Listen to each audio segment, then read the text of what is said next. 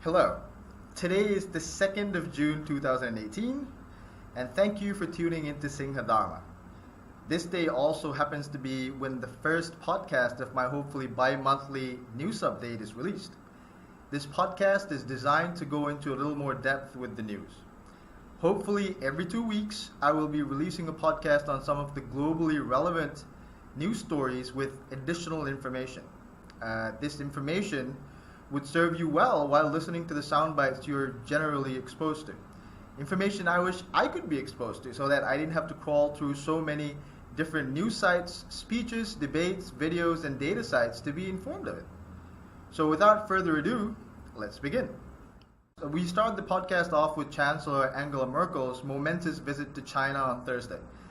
This is the 24th of May 2018 when she met with the Chinese Premier, President Xi Jinping. President Xi appreciated Germany and its Chancellor's support of the Belt and Road Initiative during the visit. He also supported the continued unity and openness of the European Union. Now, this is sure to have struck a pleasant chord with Angela Merkel as the EU is currently going through the tedious and odious process of letting go of one of its big four economies, which of course is Britain. Why is this visit momentous? Well, because only 14% of Germany's citizens now think that the United States is a reliable partner, while 40% of its citizens think that China is a reliable partner. So that's 3 times as many people in Germany thinking that China is a reliable partner compared to the United States. So that's a sea change. While there are many positive attributes to the fairly new President of the United States, Mr. Donald J. Trump, his negotiating tactics have certain undesired effects globally. One of these is that some people of other countries do not view relations with the US as stable. And this is what we can assume was reflected in the opinion poll conducted in Germany. It can be understood why the European Union and China are now looking to bolster trade ties. Right now, the United States appears to want to renegotiate all the trade agreements it has with both the European Union as well as China. The US, however, cannot be put in the wrong in this decision, as it has a massive trade deficit with the EU as well as China. And this is chipping away at its wealth production capacity. And the US has focused on Germany's auto industry and China's more advanced tech for the application of protective taxes on imports, also called tariffs. How will all of this play out in the end? Well, we will just have to wait and see what happens during the rest of the year. I personally think that the US is doing the right thing. The average imports by the US for the past 5 years, this is from 2012 to 2017, has been about $2.3 trillion per year. The average exports for the past 5 years has been about $1.5 trillion per year. This means that the US has a trade deficit of about $800 billion. That's almost $1 trillion. That means that the US needs to export 50% more things to be able to not have a trade deficit. So how is the US able to do this? How is the US able to buy more things than sell in the international marketplace? Well, that's because the US has a currency that is used for most of international trade, as well as a currency that's used as a reserve currency by most currencies of the world. This means that countries keep US dollars in reserve in order to facilitate future exchanges in the international market. As in, for future trade that they want to do, future things that they want to buy, they keep US dollars in reserve. US dollars have been viewed as being stable, especially after it won out after the world wars as the world's foremost economic power, because everybody else destroyed themselves in Europe during the world wars. I won't go into how and why this happened in detail right now, but maybe I can cover it in later podcasts. I won't. Basically, the world needs more US dollars because they can use it to buy from each other rather than the US. One of the ways that the US is financing this deficit is through the printing of US dollars. But what happens when the world stops using US dollars for trade? Not only will all of the dollars go back to the US, where there needs to be goods and services to be given in exchange for those dollars, But after that, the US is stuck with a trade deficit that is 50% of its exports. How is it going to be able to afford the thing that it's used to consuming at that point? So as I said, it's a good thing that the US is putting up tariffs to build up its economy. This way it will be able to sell more things in the international market and consequently be able to buy more things from it. If and when it loses its advantage as having the world's major reserve economy. This will, by the way, this will also enable the U.S. to have a more robust industrial and service sector. More robust industrial and service sectors to fall back on, rather than just printing money as it's doing now. Next, the French President Emmanuel Macron visits the Economic Forum held in St. Petersburg, Russia, on the 25th of May 2018. Macron came to power swinging at the time, embattled U.S. President Trump and against the pro-Russian candidate Marine Le Pen by taking a hard stance against Russia. Let me give you some background information on first the defeated presidential candidate of France's 2017 presidential elections. Marine Le Pen's candidacy in 2017 was very interesting. Her campaign was refused finance by all the major banking institutions of the European Union. All of them. And it had to resort to the Russian Bank of First Czech Russian Bank for campaign financing. Now imagine what the opposition could do with this. And her party borrowed 11 million euros by 2017 from this bank. By the way, Marine Le Pen was against immigration, was against NATO, was against the EU, and was against sanctions on Russia by France. Her one Achilles heel when it came to losing support from the French public was due to her lack of understanding of the economy and global commerce. She also had to battle with the view of her party, the National Front, as being a far-right party with radical views. This was due to the legacy of the National Front's previous and founding head, Jean-Marie Le Pen, her own father, that used to regularly promote far-right and radical views. Her niece, Marion Maréchal Le Pen's unregulated and immature parliamentary outbursts didn't help her cause either. If she had done better when it came to the debates held between Macron and herself, she still had a pretty good chance of winning. However, as it was, she lost the elections 34% to Macron's 66%. Now listen to another interesting fact on Le Pen's campaign. The French press, just like the German, the British, and other European presses, are quite liberal, and Le Pen was scarcely able to get her ideas and concepts out without all of that propaganda being injected into it during her campaign. So getting a third of the French vote under those conditions shows us the possibility of another European behemoth moving towards conservative values right at the top of its political tire system, just like Britain did in the near future. Now, back to the main story. The French President Emmanuel Macron has been trying to forge ties with Russia and its President Mr. Putin at the St. Petersburg Economic Forum.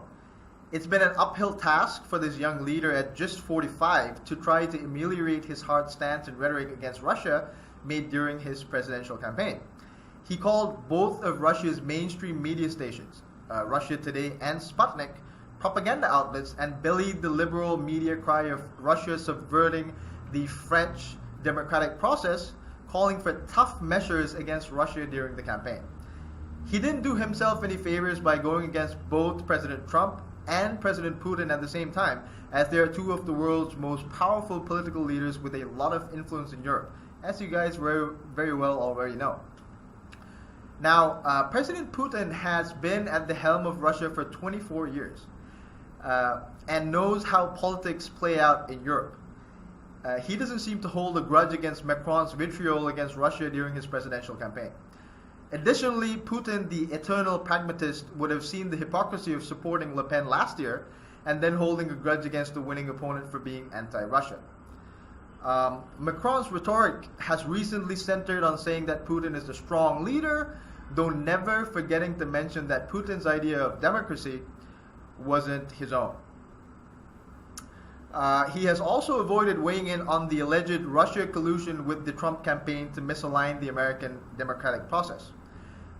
Macron's recent visit to the United States included trying to convince Trump on several key points. Economy-wise, he tried to convince Trump against the implementation of tariffs against the EU, which is quite understandable. And he also tried to convince Trump not to withdraw from the Paris Climate Accord. Thirdly, he tried to convince Trump against withdrawing from the Iran nuclear deal that was seen to the monitored denuclearization of Iran's nuclear program. By the way, Iran has always announced that its nuclear program was for peaceful purposes, and there was never any evidence found that it was for anything but peaceful purposes. Okay, so it appears that he was unsuccessful on all three of those points with Trump. However, it can't be considered a total loss because he seems to have made a connection with the politician behind the world's most powerful economy and military, right after attacking him as a far-right extremist and joker during his presidential campaign. That's quite nice. Macron's view on the Iran deal, nuclear deal, is something he would have been able to count on Putin for supporting, by the way, as both leaders are vehemently against a party to the agreement unilaterally removing itself, causing the agreement to collapse. So that's alluding to the U.S. Removing itself from that agreement. Now, Macron seems to be doing quite well with both Putin and Trump, all things considered, especially because of his campaign and his vitriol against the both of them. This is probably because both Trump and Putin are practical people looking to find leverage in all economic and political centers in the world. Even so, go Macron. The world might make something of you yet. And also, he's quite young, so he's got a lot of time. Moving on to the world of President Trump, the flamboyant maverick of the American political scene. Trump has been on the campaign trail from the beginning of his presidential year, an year and a half ago. Basically, he never stopped campaigning even after becoming the president. Knowing that the mainstream media in the US and the career politicians of Washington, D.C. would stop him from getting any of his campaign promises accomplished. So he was never stupid about the Republican Party supporting him. This was unless, of course, he could get support with the majority in both the upper and lower houses of Congress. It was quite evident that even though the Republican Party supported Trump during his campaign, the stalwarts and the senior leaders of the Republican Party would make sure that none of his major policies would pass through Congress. This was evident when even a watered-down 3-stage medical care program to replace Obamacare failed, with several Republican seniors, including John McCain, removing their support at the last moment, providing for a loss of what had been a major policy point during Trump's campaign. Now, the majority of the U.S. congressmen have gotten used to a pay-for-play system, and this goes back more than 200 years, so quite close to when the U.S. was actually conceptualized. This was there from the beginning. Changing this sort of a political system isn't easy, and Trump is attempting to do this by going hard, campaigning relentlessly for politicians that are deemed to be loyal to his vision during the 2018 election for Congress. This election, by the way, the 2018 election, would be for all 435 seats of the House of Representatives and 35 out of 100 Senate seats. It would also include 36 out of 50 governorships of states and numerous local elections. So let me repeat that so that you understand. It would include all of the House of Representatives, a third of the Senate seats, and 2/3 of the governorships of states and numerous local elections. Well, we won't be too concerned about local elections for now. It appears that Trump's goal from the beginning was to first ensure a presidential victory and then move on to supporting loyal leaders of both houses of Congress during the 2018 elections. So basically, to put other parts of his house in order during the first 2 years, and then to move on to passing major policy as outlined in his campaign, as he got the support of Congress. Very smart for having thought of that. As usual, the polls show that the majority of Congress will be won by Democrats in 2018.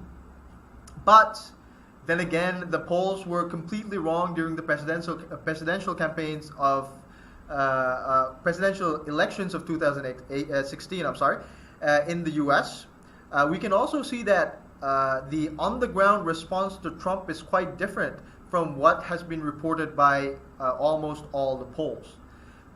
This is, of course, except for the Rasmussen poll, for the most part, which was the only one that even came close in the presidential race in 2016, though they also predicted that Trump would lose. So all of the polls were wrong during the presidential campaign, and there's more of a probability that they'll be wrong this time also, basically. My personal guess, is that Congress is going to have a lot more Trump supporters after the 2018 election. But this has yet to be seen, and we wish the American people luck in this momentous election, which would most probably prove to be even more momentous than the presidential election. On the policy front, the U.S. President Trump has managed to start the process for slapping tariffs on $50 billion worth of trade with China. Now that might sound like a lot, but listen to what I'm going to say next. Now the U.S. imports close to $500 billion worth of goods from China. That's $500 billion, while exporting just over $100 billion. So the total trade deficit between the U.S. and China is $350 billion. So now slapping tariffs on $50 billion doesn't sound like much, does it? I mean, basically, once you slap tariffs, it takes quite a while for the country that's benefiting from these tariffs to grow their manufacturing sector to make the products that they were previously importing. So it's not an immediate fix. So $50 billion, in my opinion, is quite low. So doesn't it seem quite reasonable that these measures have been started to be introduced to the U.S. To reduce the deficit? Now, on the same vein, there are numerous security and other concerns with the Chinese mobile phone producer ZTE. ZTE has a 12% market share in the US and is considered the fourth largest mobile phone manufacturer and distributor there. After some negotiations, it appears that ZTE is still allowed to buy American parts for its production, as well as continue selling in the US. However, government offices are not allowed to buy ZTE products due to security concerns anymore, which of course makes a lot of sense, as communications between government employees should not be on foreign gadgets. Seems quite obvious. The possibility of such gadgets to have back doors for trapping and communications and other functions of that equipment is just too risky. I mean, you can just turn on cameras and things like that, and they could be recording every single thing that was happening within that department. Now, they were also fined $1.3 billion before they were allowed to continue doing business with the U.S. This was after a 17-day negotiating period where President Trump spoke directly to President Xi and reported that they had reached an agreement. Now, I also remember it being reported that $3 billion worth of profits had been lost by ZTE due to the 17-day freeze while negotiations were taking place. Now on to another subject that concerns the US and China. Developments in the interactions between North Korea, China, the US, and South Korea, and the effort to denuclearize the Korean peninsula has been quite positive. There were, however, a few stops and starts due to the negotiating tactics of the heads of both North Korea and the United States. As we see the summit between the two heads being postponed, two top negotiators from both countries have met this week to discuss this topic among other topics. The denuclearization of the Korean peninsula, basically. The meeting between Mike Pompeo, Trump's pick for the U.S.'s Secretary of State, this is after the dismissal of Tillerson, and Kim Yong-chol, the vice chairman of North Korea's ruling party, will be the highest level meeting between the two countries since 2000. So for the past 17 years, there hasn't been something that's been this high level. Most people think of North Korea as a backward and underdeveloped country with without even the most basic of modern conveniences. But actually, for a country of just 25 million, it has a tremendous amount of technological know-how. It is the smallest country in the world, as in the country with the smallest population, apart from Israel, to have nuclear technology. That's nuclear weapons technology, not to mention ballistic technology for the delivery of said nuclear weapons. It's worth mentioning that Israel's population is just over 5 million, but its development of nuclear weapons and related tech had an incredible amount of support and tech transfers from Western states. Now, Pyongyang, North Korea's capital, is a bustling metropolis with a population of 3.2 million. And this grew from just over 200,000 people by the end of the World Wars. So that's in 1945. So in about 80 years, it's grown from 200,000 to 3.2 million. Some of the architecture of Pyongyang is very modern, though its largest building, Ryugyong Hotel, which dominates the Pyongyang skyline, lies dormant.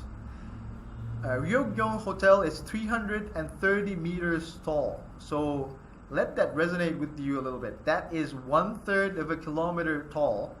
And to put that into perspective further, it's the height of 3 Eiffel Towers placed on top of one another and shaped in the style of an acute pyramid.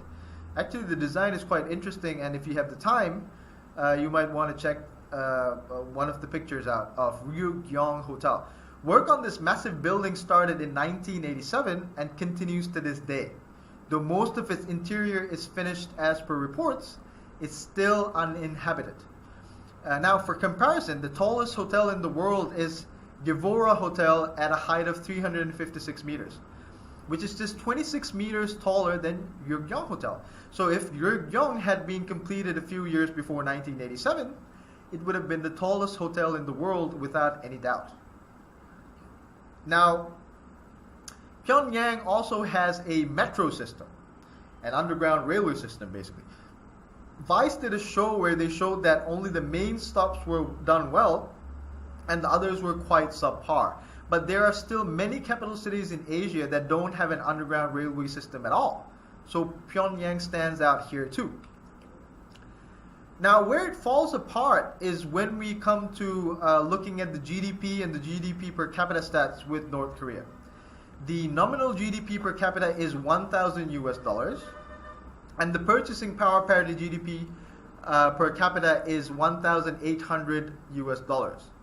Now, for those of you that don't know what this means, the nominal GDP per capita, that basically means what the average person in this country earns for 1 year, and it's based on official exchange rates. For example, like if you go to a country and there are exchange centers at the airports, you go and give them some money. That's the official rate. That's what you're going to get. But the purchasing power parity GDP per capita rates are much more representative of the living standards of a person living in a country. Say, for example, in China, a loaf of bread might cost much more than a loaf of bread in North Korea. So what the purchasing power parity does is it just equates it to how much you can buy in each country. That's what it does. So it's much more representative than the nominal rate. So for comparison, Singapore has a purchasing power parity GDP per capita income of about $90,000 US, and India has one of about 7,000. The US has one of 60,000, and South Korea has one of about 40,000, and China 16,000. So North Korea's again is 1,800 compared to these. Now, just remember again that these statistics are based on purchasing power parity and do not reflect the actual exchange rates. In addition to this, North Korea has been under sanctions for the duration of its existence as far as I can tell. This means that no countries in the world can use the SWIFT system that the Western banking system uses for international trade to trade with North Korea. This means that if countries choose to trade with North Korea using the barter system that some countries generally resort to when they cannot use the international trading system, the United States just might decide to punish these countries as well with more sanctions. Because the United States, after it implements sanctions, doesn't like other countries circumventing these sanctions, circumventing the their banking system. Generally, only the big players, the massive players, the ones with political clout and obviously military clout, like Russia, China, and India, have been able to trade with the North Koreans for the most part.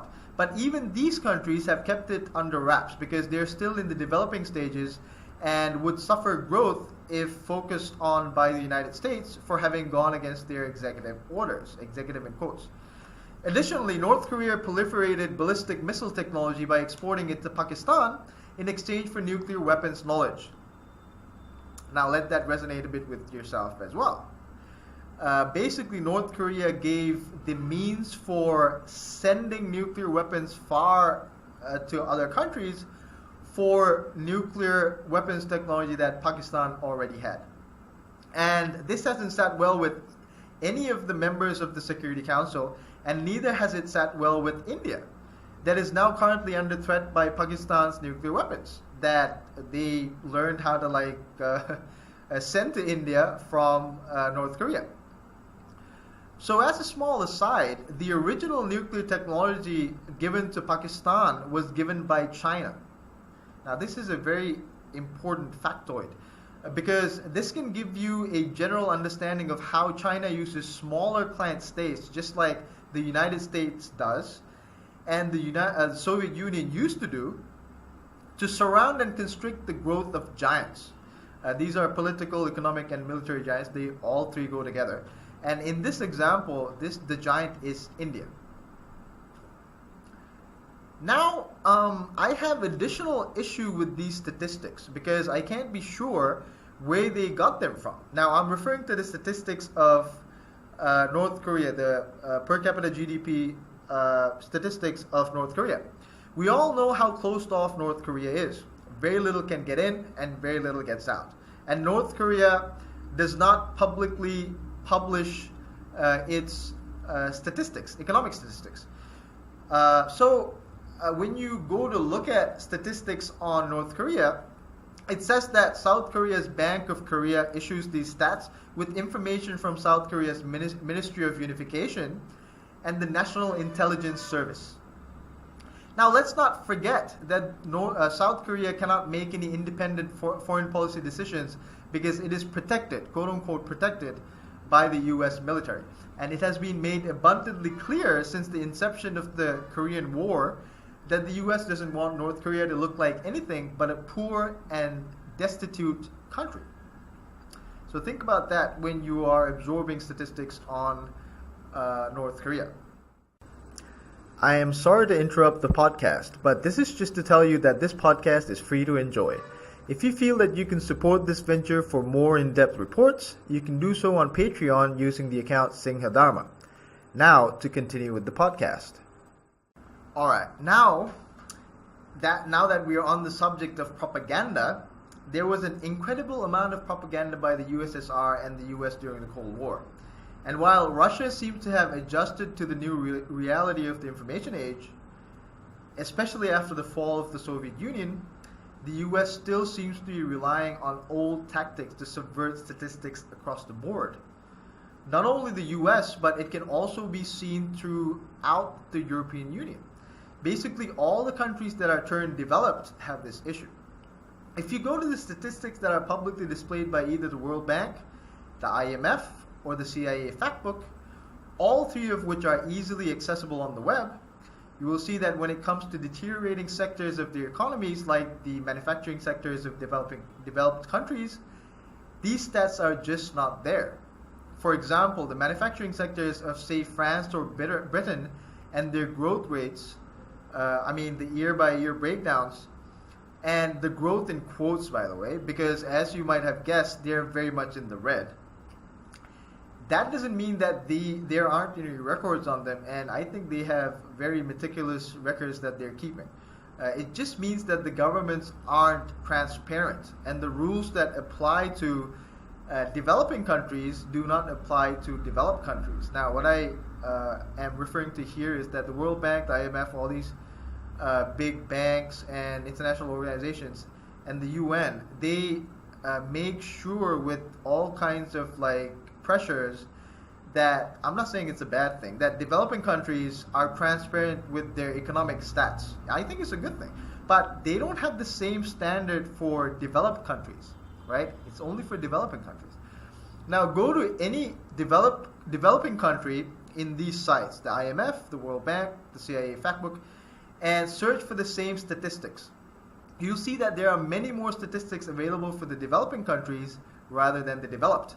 That was just an aside to give you a bit of circumstantial evidence with regards to analyzing the veracity of the institutions that are either owned or supported by Western countries like the US, the UK, or the EU. It's not to say that these institutions are fudging all of their statistics. That's not what I'm saying. It's just to show that there's a lot of improvement to be made in this area for these countries. That's all I'm saying. However, we can see that growing amounts of the populations of developed countries are waking up to the propaganda-style government they are subjected to and are asking for change through the ballot box.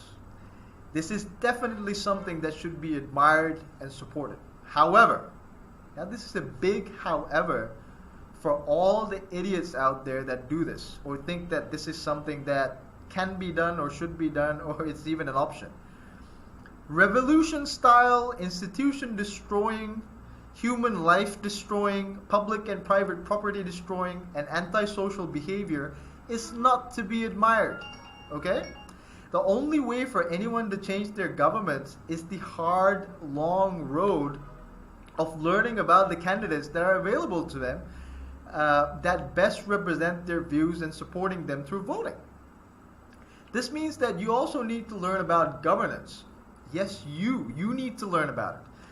This includes the administrative aspects as well as the economic and social aspects of governance. So if you're clueless on these major subjects, you're not going to be voting the right way. So you're supposed to be choosing who's at the head and basically the elders of the country without knowing what governance is, what methods have worked in the past, what methods for economic growth, what methods for administration, what methods for civil liberty while protecting the security of the people. How do you do that? So this information is out there because almost all of the theories that people have had in the past, they have tried out in at least one country. So you've got to study them and see what works. And we'll talk about some of the things that have worked in the past because I don't see anybody talking about it in some of the upcoming podcasts because that's something we need to talk about. Okay, so democracies are great as long as the people are not ignorant. If they are, they get a bunch of thieves and rascals that know how to fool the ignorant masses the most. The people that fool them the most get voted in. There's no circumventing the need to have a highly educated population in democracies. But don't be disheartened. It has been my experience that even in places that you might think that there are absolutely no options, you will be surprised to know that there are usually one or two candidates that went into politics for the right reasons. They might not have the money to advertise and get public recognition, as corporations don't generally support them. So you really do have to do your homework no matter where you live. Alright, so enough on that aside. Back to the subject at hand, and that was the interactions between North Korea, China, the US, and South Korea. We've gone over some of the relevant stats on North Korea with regards to its current state, but do we really understand its history? And do we understand why it's behaving the way it's behaving? Well, don't worry, I'm not going to be going over all of North Korea's history in detail right now, but let it just be said that Korea has had major issues with global and regional powers for the best part of the past millennium. Japan, China, Russia, and the United States. That's Japan, China, Russia, and the United States. All have invaded and subjugated the Korean people during the past millennium. North Korea sees South Korea as being subjugated by the United States even now. And to an extent, it's right. South Korea's economic and foreign policy are governed by the US for the most part. And South Koreans don't necessarily think that the views of the United States suit their country. Now, what do I mean by that? South Korea and Japan are basically governed by the US when it comes to major political decisions, foreign policy, and economy, right? So when the North Koreans think that South Korea is actually under the US's thumb, it's 100% right. It's 100% right that South Koreans are not sovereign. However, it needs to be said that the 1951 invasion of South Korea by North Korea has resulted in untold thousands of deaths, and this could have been prevented if both the Koreas would have concentrated on economic growth to achieve political stability, just as Singapore did, rather than fighting wars. However, that was still the early days of communist expansion, and it can be said that nobody knew which of the two economic systems would win out, because communism was still new. It started out in the 1920s, and this is we're talking about 1950. So it's just 30 years, so not enough time to see what was working for sure and what wasn't. Now, capitalism has been there since the beginning of time, and free market systems. That's not something that was invented new. That's just the time-tested method of people being motivated to earn money to live a good life. Now, we can obviously see that without embracing large parts of the free market system, it's impossible to compete economically with capitalistic economies. However, so that's the reason, like the Soviet Union and many of these Soviet states, they all failed because they didn't have an intrinsic free market-based system within their own countries even. But China does. Okay, so however, we can also see that there are great strengths in the centralized administrative systems that we have seen in countries like China, which have used this to their advantage to support their corporations rather than allow for laissez-faire, and laissez-faire means let it be, capitalistic economic policy. That's followed by a lot of the Western countries, that's followed by, well, you can't really say India follows it, it's got a lot of socialist systems in place also, but none of them are as well planned centrally as China is. So we can see how China has gained, it's the whole world's manufacturing base right now, right? Well, it's moving its manufacturers out to Vietnam and other countries now, but it's still it's a behemoth, and it became like that due to central planning, and we can't just ignore that. Okay, let's hope, now back to North Korea and South Korea, let's hope that North and South Korea sign the peace agreement and end the war permanently. To those of you that aren't aware, North and South Korea have technically been at war since 1951. That's 67 years. 67 years of war. Even though they haven't been militarily aggressive. They've had a peace, a ceasefire that was signed in 1953, and that's what's held for these 67 years. South Korea reported that it was only through the US's support that it was able to make the breakthrough with North Korea.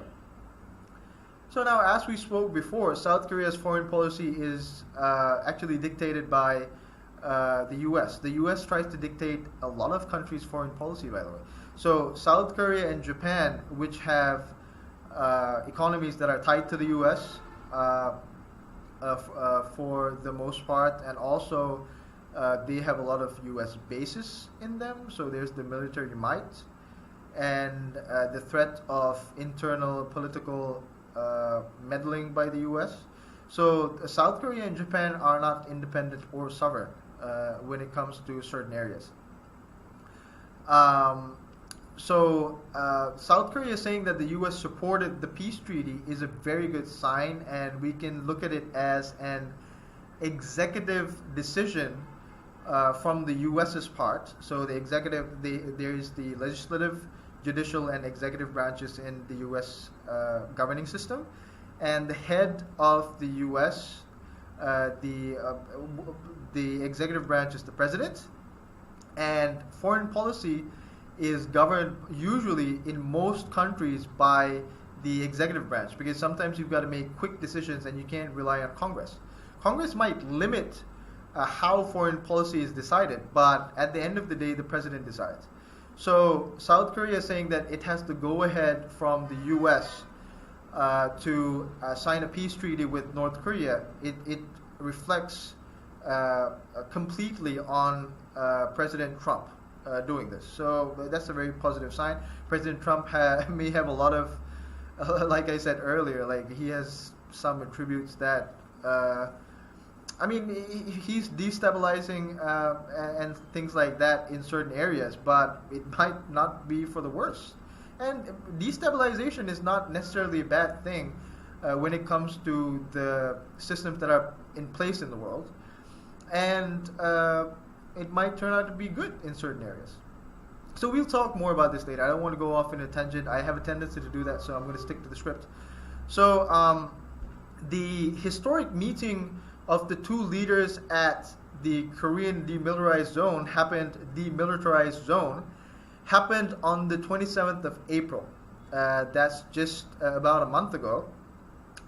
And that's a very, very good thing that happened. And let us wish both the Koreas a lot of luck for what's hopefully going to be the beginning of a much-deserved reunification. I really, really hope that the Koreas get to get together, because many families have been torn apart. And there are many, many bad things happening in South and North Korea. North Korea has had to, it has to have a very authoritarian rule. Well, actually, you know what? I'm not going to go into another tangent on that. I can feel my mind starting to go off on tangents, so I think it's time to end this podcast. And I will talk about some of these things later, for sure, in the upcoming podcast. With that, I will take your leave and allow the new listeners, well, all of you are new listeners right now, to listen to my repetitive monologue on news, bias, and information. This is just, it's not very important, but it's like the ending of the podcast, and I thought that it would be a good thing if I just talked a little bit about this, that, and many people need to sort of like understand how to understand news, how to take the bias out of any source. So that's there. Please don't waste your time listening to it if you've heard it before. So this is not for this time, but say for example, if you're listening to it today, next week, don't waste time listening to it because you've heard about it. All right, thank you very much. There are absolutely no sources of information that are not biased. It doesn't matter how professional the newscasters seem. It doesn't matter how high-tech the newsrooms of news companies seem.